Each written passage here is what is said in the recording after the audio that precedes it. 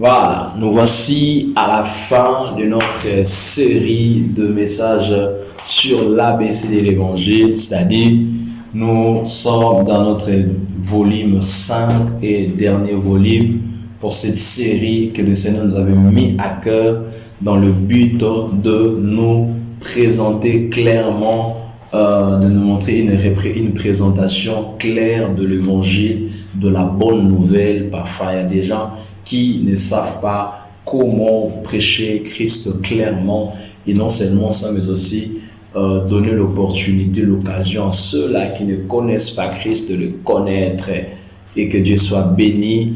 Et vraiment le fardeau pour cette série de messages sur l'ABC de l'Évangile en train de quitter notre cœur et voilà, et pour passer à autre chose, à beaucoup d'autres pensées que le Seigneur a déposées dans notre cœur. Et pour ces derniers volumes, c'est-à-dire le volume 5, je voudrais nous parler sur la mission du croyant. Voilà, nous avions parlé au volume 1 sur le péché de l'homme, volume 2. Nous avons parlé sur le salaire du péché, volume 3. Nous avions parlé sur la part de l'homme, plutôt le don gratuit de Dieu, et le numéro 4 qui est l'avant-dernier sur la foi de l'homme. Voilà. Et c'est là que l'homme a l'opportunité de donner sa vie à Jésus, d'être sauvé. Mais sachez que l'ABC de l'Évangile ne s'arrête pas qu'au niveau du salut, de la conversion de l'homme. Après la conversion, le chemin est encore long, permettez-moi de le dire, tel que Dieu le disait à Élie: mange et bois, car le chemin est encore long. Après le salut, il y a une nouvelle vie qui nous attend. Après le salut, bien-aimé, il y a quelque chose qui nous attend. Il y a bien de choses qui nous attend, et je vais essayer de le partager. Voilà, voilà. Une fois qu'on est sauvé, on est maintenant en communion avec le Seigneur, on devient enfant de Dieu, et en tant qu'enfant de Dieu, il y a un certain nombre de choses que nous sommes appelés à pratiquer. Je vais les citer comme ça, parce que je n'ai pas prévu ça, mais je vais les dire pour aider ceux qui viennent de donner leur vie au Seigneur. Tout le jour, c'est conseillé de commencer à partir du Nouveau Testament, les 4 évangiles, et puis aller ainsi de suite, afin de connaître encore Jésus-Christ en profondeur. Et deuxièmement, avoir une vie de prière de tout le jour, où chaque jour, prenez au moins 30 à 1 minute, à 1 heure, afin de parler au Seigneur, l'adorer, lui confier votre vie, chercher à connaître son plan pour votre vie. Et la troisième chose, c'est rechercher une église qui prêche Jésus-Christ dans la vérité, qui prêche la Bible sans compromis, et qui est dans la vérité, afin d'adorer le Seigneur ensemble avec les autres chrétiens. Et quatrièmement, c'est de pouvoir intégrer se faire affermir. Voilà.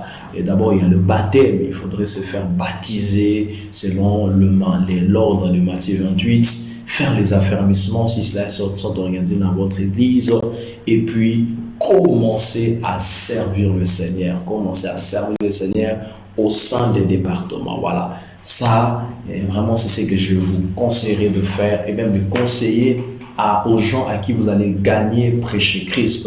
Et maintenant, il y a une chose vraiment encore très importante pour laquelle nous avons été sauvés, nous sommes sauvés, et pour ceux-là qui seront sauvés, sachez-le, c'est une mission. C'est-à-dire que chaque fois qu'un croyant se convertit, quelqu'un devient un croyant, Dieu lui confie une mission. Dieu lui confie une mission. C'est un peu comme lorsque quelqu'un vient s'enrôler dans l'armée. Il se passe une chose, on lui donne une arme. Donc tu ne peux pas devenir soldat et puis tu n'as pas d'armes, tu n'as pas des armes. Dès lors que tu deviens soldat, on te donne une arme. Et dès lors que quelqu'un s'est converti à Christ, le Seigneur lui confie une arme. Pourquoi? Nous sommes en guerre. Donc quand tu deviens chrétien, tu t'engages dans une guerre qui avait déjà commencé à longtemps. Donc tu entres dans une lutte qui avait commencé avant toi et que tu devras continuer. Alléluia. La mission du croyant. Tout croyant a une mission qu'il est censé accomplir. Tout croyant a un appel auquel il devra répondre. Voilà, je suis dans Romains toujours. C'est vraiment mon livre, l'un de mes livres préférés de la Bible. Romains chapitre 10, du verset 13 à 15. Là, il est dit, voilà, Romains chapitre 10, verset, je disais du verset 13 à 15, il est dit, car quiconque invoquera le nom du Seigneur sera sauvé. Peu importe la race, peu importe la nationalité, peu importe votre, voilà, votre conduite actuelle, présente, on dit quiconque, c'est quiconque sans exception. Même le pécheur le plus misérable, le plus dangereux de la terre, le Seigneur a dit que quiconque invoquera le nom du Seigneur sera sauvé. Voilà. Mais il y a un problème qui se pose, on dit, comment donc invoqueront-ils celui en qui ils n'ont pas cru? Qui se pose, on dit, mais comment quiconque invoquera le nom du Seigneur sera sauvé? Comment est-ce que les gens invoquent ils n'ont pas cru en lui? Donc il faut croire en Jésus afin de faire appel à lui. Comment les gens le feront? Voilà. Et en continuant, on dit, et comment croiront-ils en celui dont ils n'ont pas entendu parler? Donc voilà, il y a un autre problème. C'est-à-dire que le Seigneur nous montre une possibilité, la possibilité qu'il donne à tout homme. C'est que quiconque croit en lui parvient au salut. Mais malgré cela, le Seigneur est en train de nous montrer les choses qui peuvent constituer des obstacles, comme des barrières au salut de l'homme, pour empêcher à l'homme de saisir cette opportunité, cette possibilité, ce cadeau gratuit de la vie éternelle. Et quiconque invoquera le nom du Seigneur sera sauvé. Mais il se pose des problèmes, il se pose des questions auxquelles nous devons répondre pour aider les gens à parvenir au salut. Il dit, comment invoqueront-ils celui en qui ils n'ont pas cru? Ça, c'est le premier problème qui est soulevé. 2. Et comment croiront-ils en celui dont ils n'ont pas entendu parler? Le deuxième problème, c'est ça. Et 3, on dit, et comment entendront-ils parler s'il n'y a personne qui prêche? Voilà que là, les problèmes n'est plus au niveau de quiconque croit sera sauvé. Les problèmes, c'est au niveau de ce qu'ils doivent croire. Et là, ce n'est plus croire. Le problème, c'est maintenant au niveau de ce qu'ils ont besoin d'entendre pour croire. Et enfin, on nous dit encore que le problème, c'est plus au niveau d'entendre, mais c'est au niveau des voix de personnes qui doivent prêcher. Vous voyez, bien aimé. C'est-à-dire que le problème au salut de l'homme ne concerne pas seulement l'homme, mais ça concerne aussi ceux-là qui doivent ou qui devront s'élever pour aller prêcher les païens. Non, le problème du salut de païens ne concerne pas seulement les païens, mais ça nous concerne nous aussi, chrétiens. C'est pourquoi le Seigneur nous jugera pour le sang de chaque païen qui meurt sans Christ.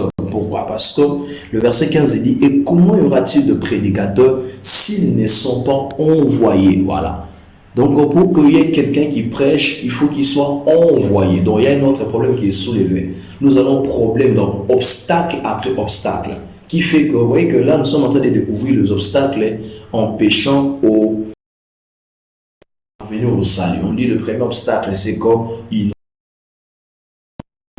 n'ont pas entendu parler de Jésus. Troisièmement, il n'y a pas de personnes qui prêchent. Et quatrièmement, on nous dit qu'il n'y a pas d'envoyés. Et on nous dit, en soi, c'est pas parce qu'il n'y a pas de envoyés, il y a des envoyés. Dans Matthieu 28, le Seigneur nous a envoyés, nous a donné la grande commission. Il dit, allez faire de toutes les nations mes disciples, les baptisons au nom du Père, du Fils et du Saint-Esprit. Voyez bien aimé, donc le problème n'est plus au niveau de Dieu. Et nous ne pouvons pas prier, faire des prières. Moi, je suis pas trop d'accord avec les prières qu'on dit Seigneur sauve les âmes, Seigneur sauve les âmes, avec l'intention de s'attendre à ce que le Dieu envoie les anges pour apparaître aux païens, que les païens vivent des apparitions angéliques, que les païens vivent des apparitions de Jésus-Christ, que, je ne sais moi, un événement surnaturel puisse avoir lieu pour que quelqu'un se tourne vers le Seigneur. Non, ça ne se fera jamais, ça ne se fera pas parce que le Seigneur nous a déjà légué les bâtons de l'évangélisation. C'est à nous de continuer la mission, d'aller gagner les âmes. Bien-aimés frères et sœurs, nous avons une mission à accomplir. Dieu veut sauver les âmes. La priorité, vous voyez qu'on dit quiconque invoquera le Seigneur sera sauvé. C'est-à-dire ça commence par là. C'est-à-dire ça montre que les âmes perdues sont la priorité de Dieu. Donc ça commence quiconque d'abord. Les autres problèmes, ça vient après. Mais Dieu met quiconque là invoquera le Seigneur sera sauvé au premier plan pour dire que le salut de l'âme péchère est une priorité pour moi. C'est quelque chose qui bat, qui bouillonne dans mon cœur. C'est une angoisse, un fardeau qui pèse dans mon cœur. Et puis Dieu commence à nous montrer les obstacles qui font que l'homme pécheur ne soit pas sauvé. Et malheureusement, nous, enfants de Dieu, nous nous retrouvons parmi ces obstacles-là. Oh, ça c'est encore dommage. Comment est-ce qu'un enfant pourra peut-il faire être un obstacle à l'œuvre de son Père? Malheureusement, c'est ce que nous sommes. Nous sommes un obstacle à l'œuvre du Père, dans le sens où nous ne participons pas à cette œuvre, à la propagation de l'évangile, de ce que nous ne propageons pas la bonne nouvelle, alors que pour que le païen puisse entendre et qu'il puisse avoir la foi et être sauvé, il faut que quelqu'un prêche, et pour que quelqu'un prêche, il faut qu'il soit envoyé. Et mais Dieu nous a envoyés. Qu'est-ce que nous faisons? J'aimerais dire à quelqu'un, c'est qu'après le salut, c'est la mission. Après le salut, c'est l'évangélisation. Parce que nous sommes sauvés pour sauver. Nous sommes devenus disciples pour pour faire des disciples. Le Seigneur dit dans sa parole, ce n'est pas vous qui m'avez choisi, c'est moi qui vous ai choisi et je vous ai envoyé afin du fruit et que vos fruits demeurent. Bien-aimés, Dieu ne veut pas que nous soyons des chrétiens improductifs dans son royaume, mais plutôt des chrétiens productifs qui gagnent d'autres disciples autour d'eux, qui partagent la bonne nouvelle qu'ils ont reçue de sa part. Dieu compte sur nous. Il nous a donné un mandat, une mission, celle de crier au monde qu'il les revient bientôt, qu'il les aime et qu'il y a un ciel à gagner et un enfer à perdre.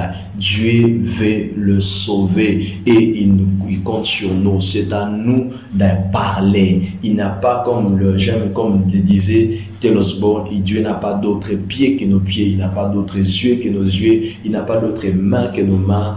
Nous sommes le corps du Christ. Il ne peut pas se déplacer sans nous parce que nous sommes son corps. Et il compte sur nous pour toucher les païens qui nous entourent. Et bien aimés, vous tous qui voulez obéir à cet appel, à cette mission que Dieu nous a confiée, celle de l'évangélisation, alors servez-vous de cette série de messages sur l'ABC de l'évangile où on vous présente clairement l'évangile allant du péché de l'homme, le salaire du péché, le don gratuit de Dieu et la foi de l'homme. Si vous pouvez bien comprendre ce que j'ai donné dans le 4 premiers volumes de cette série et le maîtriser, le prêcher aux païens, je vous dis que vous vivrez de conversion authentique et profonde. Alors, bien-aimés, engagez-vous dans cette œuvre. Le Seigneur compte sur vous. Le temps n'est plus nous n'avons pas de temps à perdre. Le temps n'est plus à la distraction. Concentrons-nous, travaillons dans cette carrière à laquelle Dieu nous a donné. Souvenez-vous, Paul est en train de dire à Timothée, n'ayez pas honte du témoignage à rendre notre Seigneur Jésus-Christ, ni de moi son prisonnier. Bien-aimés, nous ne devons pas avoir honte de parler de Jésus. Nous devons plutôt parler de lui sans peur, sans crainte, sans tremblement, sans honte. Et le Seigneur passera pour nous pour sauver beaucoup d'âmes à lui et à lui seul. Trouvez la force, l'édification par ces 5 volumes de la série de messages sur l'ABC de l'Évangile. Partagez-les autour de vous. Christ. Soyez bénis.